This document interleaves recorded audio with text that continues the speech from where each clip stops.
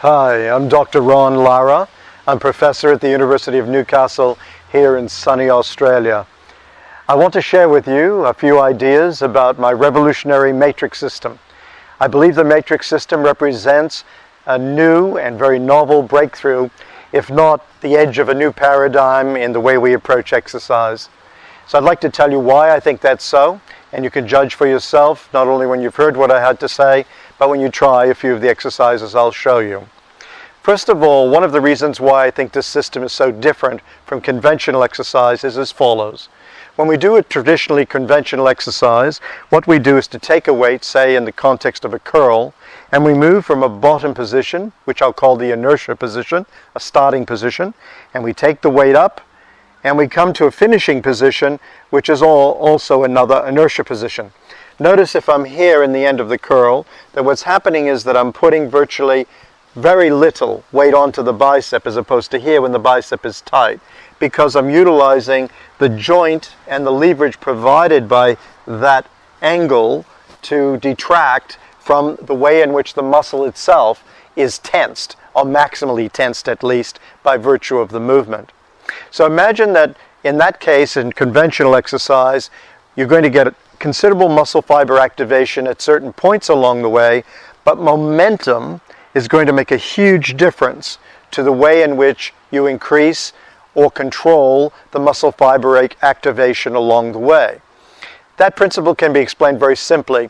Imagine for a moment that we're going to try to push a car.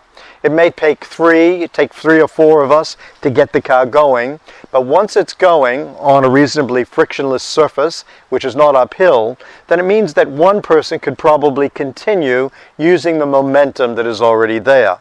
That means that the amount of energy it's taking is far less than it was to move it from its state of inertia. Now I'm suggesting to you that the same principle is what I've taken into and incorporated into matrix training. Instead of having one position, which is the simple inertia position, incorporated a whole range of positions which are starting positions effectively, and therefore inertia positions. So imagine for the moment that I'm curling. And I start off curling at the bottom. We come up and just stretch it out. This is just one principle. And we'll come up 1/5 of the way and you stop and down.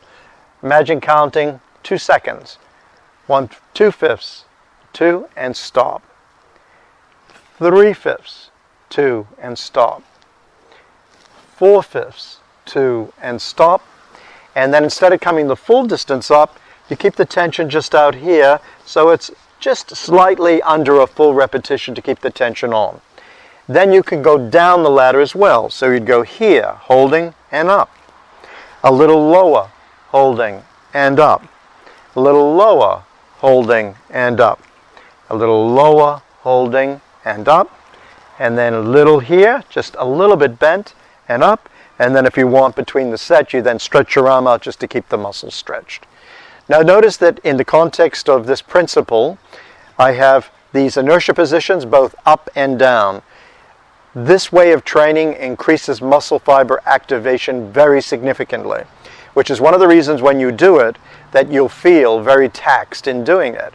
And I've created 48 techniques, 36 of which are available to you at the moment in my published work and on the website. The other 12 I've been developing over the past few years, and we're now in the process of putting those into print. The next thing I want to point out to you is that the particular principle I've given you is a very simple one. Normally what would happen is that in this movement here, where I've given you 1 in each position, is that the second time you do it, it will be 2 in each position. The next time you do it, it will be 3 in each position, and that will work its way up to 5. So all you need to do in that regard is to look at the particular work, the books, get hold of them. You can see how the systems fit together. Now, the advantages of this way of training, and they can be done with every movement that there is. Some, of course, where the arc of movement is going to be less, is going to be a little less, as it were, efficient or accommodating of 5, breaking the arc of movement up into 5 positions. But for the most part, you should be able to do that in virtually any movement. And I'll illustrate this, if not in this particular session, certainly in other sessions that will be made available to you. Now, I've shown you the basic difference, the basic philosophical difference, the people for whom it will be very efficient. First of all, you can imagine, for those of you who don't have lots of time to spend in a gymnasium, one of the virtues of matrix training is that you can do it at home. It doesn't require much in the way of specialized equipment, and similarly, you can also do it in a gymnasium if you so choose. But because it doesn't take much time to do the particular program, it means that within 10 to 20 minutes, depending upon your level of fitness, you will have a workout which would be equivalent of being in a gymnasium for a couple of hours. You don't have to believe me on this, just try the system and you'll know how efficient it is. It is unlike anything you have ever used in terms of the rapidity with which it will tax and tire your muscle. And similarly, the amount of burn and pump you'll get out of it is extraordinary. And once you've done that, it spoils you for life. In fact, you may want to incorporate some conventional training. I'm not suggesting you shouldn't. But I'm saying to you, it's a fantastic addendum to incorporate into your system of exercise. And many people who have done that have found that most of their exercising is actually now made up of matrix training, as is mine. I do virtually no conventional training. I incorporate everything into a form of matrix. And many of the people who train with me do so similarly. The next thing is that it's fantastic for rehabilitation. So if you have injuries and have a certain limitations on your capacity for movement, it's fantastic because it means that in the various arc of movements, you identify those parts of the movement where you can move and you begin working there. And secondly, because the weight that you use is so light, you have to use a light weight because the exercise itself is so intense. It means that you don't cause further injury to a muscle area, but in fact, because of the high repetitions, increase the amount of blood flow to an area, which has been tremendously helpful for people who suffer arthritis, various other kinds of bone problems and so on. It brings a tremendous amount of blood into the area and has great healing properties. Similarly, the next thing to remember is that because, first of all, we say just to consolidate this, one is because the weight is light. It means that you don't have to continue taxing joints, ligaments, tendons, and so on, or injured areas of the body. Secondly, because of the partial movements, it means that you try to find an area of movement which isn't overly burdensome for you. So in fact, if you can find you just move this far, then you just move that far, and then slowly you try to increase. Also, the static dynamic holding, of which we call an isomatrix, means that in fact you can do a lot of this tension movement, which is also very helpful. So you don't have to get the dynamic part of it. So there are lots of ways of employing matrix. The next thing is busy executives or people who are on the road, business people, other people, whoever you are, and don't have lots of time to go to a gymnasium or indeed lots of time to train. 10 or 15 minutes, a couple of times a week with matrix, and it keeps you this fit.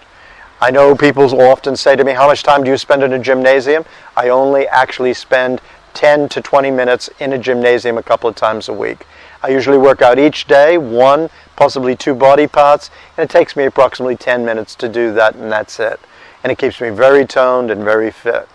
The next thing that you want to think about is children. In this case, it's ideally suited with supervision for children because the weight is so light and a lot of the movements can actually be done without any weight whatsoever. And it's wonderful because it also allows you to come into the program at the particular level of your own fitness. And this brings me to another point. A number of people have asked questions about the intensity of the programs and they found it too much. That's perfectly understandable. In essence, I've created the system that you see in the published work is the kind of ideal towards which you work. It doesn't mean that you necessarily have, as it were, to be able to perform the entire routine. The idea is to adjust that routine to your own level and standard of fitness to ensure that you do the workout safely, 2, that you don't hurt yourself in doing it, and 3, that you don't come away so sore that you can't get back to the weights for another week or 2, which has happened in some cases where people have obviously tried to do too much. Remember, matrix training represents an entirely different approach to training, and its intensity is extreme. And therefore, the nature of doing it means that you don't have to do as much to get the same effect as if you were doing more in conventional training. That's a very important idea to bear in mind.